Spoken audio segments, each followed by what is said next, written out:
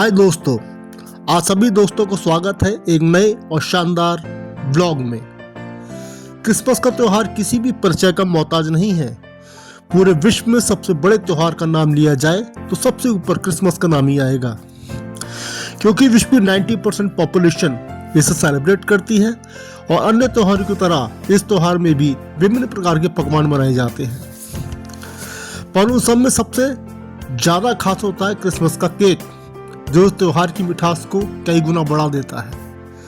Christmas cake Christmas festival में बहुत खास जगह रखता है। प्रत्येक क्रिश्चियन फैमिली यदि क्रिसमस केक को ना बनाए तो उनको लगता है कि उनका क्रिसमस का त्यौहार अधूरा रह गया, उनकी खुशियाँ अधूरी रह गई। सवाल यह है कि क्रिसमस केक इतना महत्वपूर्ण क्यों है? क्या जीएस से इसका कोई संबंध है और भारत में इसका इतिहास क्या है? तो आइए जानने की कोशिश करते हैं। यदि क्रिसमस केक का संबंध जीसस क्राइस्ट के साथ देखें तो ये पाएंगे कि जीसस का इस क्रिसमस केक से कोई भी लेना देना नहीं है, बल्कि यह तो पृथ्वी के उनके जीवन काल में अस्तित्व में ही नहीं था। तो सवाल आता है कि आखिर फिर ये इतना इम्पोर्टेंट क्यों है? क्यों आखिर ये क्रिसमस जैसे महान पर्व में एक महत्वपूर्ण स्थान रखता है? तो उसके लिए हमें चलना होगा 16वीं सदी में, जिसमें क्रिसमस केक पहली बार सामने आया था।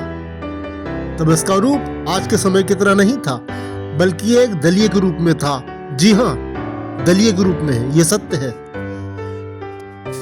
क्योंकि उस समय के लोगों की मान्यता थी कि क्रिसमस से पहले उपवास करना चाहिए, जिससे कि स्वयं को क्रिसमस जैसे महान पर्व के लिए तैयार किया जा सके। इसके लिए वे लोग एक प्रकार का दलिया बनाते थे, जिसे वह ड्राई फ्रूट्स ओट्स दूध से तैयार करते थे। वह क्रिसमस डे से ठीक पहले के नाइट में उसे खाकर ऊर्जा प्राप्त कर लिया करते थे, जिससे कि वो आसानी से उपवास कर सके। समय के साथ तकनीक का विकास हुआ, अब लोगों के पास अवन भी आने लगे थे, तो लोगों ने इसे अवन में बनाना शुरू किया। समय के साथ लोगों की सोच में परिवर्तन आया और उन्होंने इसमें सुधार किए। अब दलिये की जगह इसके अंदर मैदे का इस्तेमाल होने लगा था और अंडे डाले जाने लगे थे। इस प्रकार सुधार होते होते आज हमारे सामने क्रिसमस का केक कुछ इस प्रकार से आता है, क्योंकि यह लोगों के द्वारा अपनाई गई एक परंपरा थी, तो उसने क्रिसमस डे पर एक स्थायी रूप ले लिया। यह बात तो थी कि क्रिसमस केक इतिहास में कैसे आया, पर सबसे दिलचस्प कहानी है हिंदुस्तान की, कि आखिरकार हिंदुस्तान में क्रिसमस का केक कैसे आया। तो आइए चलते हैं। अब आपको हम एक बेमिसाल घटना से रूबरू कराने जा रहे हैं कि क्रिसमस केक भारत में कैसे आया। लोग इसे लाने का श्रेय अंग्रेजों को देते हैं, पर यह आधा सच है। पूरा सच हम आपको बताते हैं। इंडिया में क्रिसमस केक 140 वर्ष पहले आया था। पता है कैसे? इसे केरला के बेकर्स ने बनाया था। यह कथा है नॉर्थ केरल में छोटे से शहर थालासेरी में रहने वाले छोटे व्यापारी मामली बापू की, जो ब्रिटिश शासन में ब्रिटिश के सैनिकों को जो मिस्र में थे उन्हें ब्रेड बन दूध सप्लाई किया करते थे। कुछ समय पहले ही उन्हें कुछ समय के लिए बर्मा जाना पड़ा। वहां एक उन्होंने बेकरी में काम किया। जब वे सन 1880 में भारत लौटे तो उन्होंने केरल में एक छोटी सी बोरमा, जिसे इंग्लिश में बेकरी बोला जाता है, उसे खोलने का फैसला किया। उस समय उस इलाके में केवल एक बेकरी थी जो अंग्रेजों के अधीन थी। उन्होंने अपनी छोटी सी बेकरी का नाम रॉयल बिस्किट फैक्ट्री रखा और लग गए काम पर। बर्मा में रहते हुए उन्होंने बिस्किट बनाने में महारत हासिल कर ली थी। इन्होंने अपनी छोटी सी बेकरी से बिस्किट्स, ब्रेड व रस बन मार्केट में उतारे।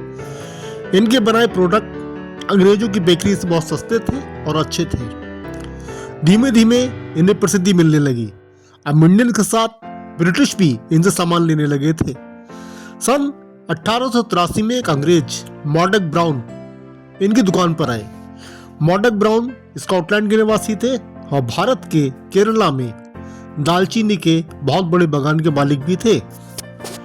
उन्होंने मामली बापू को एक प्लम केक दिखाया।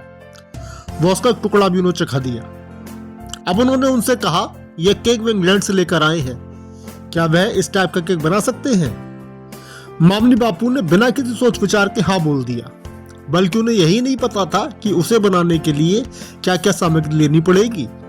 उनके चेहरे को भांपते हुए मॉडक ब्राउन ने उनसे कहा वह उसे प्लम केक को बनाने की सारी बारीकी उन्हें विस्तार पूर्वक समझाई और कहा केक में कुछ भी सामग्री कम हो तो चलेगा, पर ब्रांडी नामक वाइन जरूर मिलाना।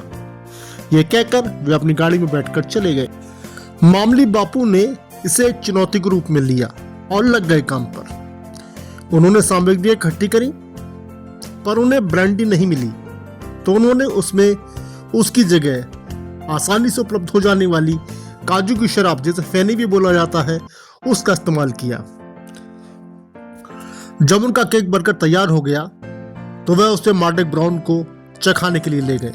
बापू का बनाया हुआ केक इंग्लैंड के केक से बिल्कुल अलग था, क्योंकि पहली बार एक भारतीय ने अपने शुद्ध देसी अंदाज में देसी मसालों के साथ इसे बनाया था। उसे भारतीय मसालों की खुशबू थी। जब मॉडक ब्राउन ने उसे चखा तो वह चौंक गया, क्योंकि उस शुद्ध भारतीय केक के आगे इंग्लैंड के बने हुए केक का स्वाद फीका था। तुरंत मॉडक ब्राउन ने एक और केक बनाने का ऑर्डर दे दिया। तब शायद मामली बापू को नहीं पता था कि उन्होंने भारत में मील का पत्थर स्थापित कर दिया है, पर इतिहास के पन्नों में अपना नाम भी दर्ज करा लिया है। समय के साथ वे हर क्रिसमस पर पारंपरिक रूप से क्रिसमस के केक बनाने लगे। उनके बनाए हुए केक बहुत जल्दी प्रसिद्ध हो गए। अब इंडियंस के साथ अंग्रेज भी उन्हें ऑर्डर देने लगे थे। यह सिलसिला चलता रहा। बाद में उनके पूरे परिवार ने अलग अलग जगहों पर विभिन्न नामों से बेकरी शॉप्स खोल लिए, पर उन सभी लोगों ने अपने प्रमुख मामली बापू की रेसिपी से कोई भी समझौता नहीं किया। आज भी वे लोग उसी प्रकार का केक बनाते हैं।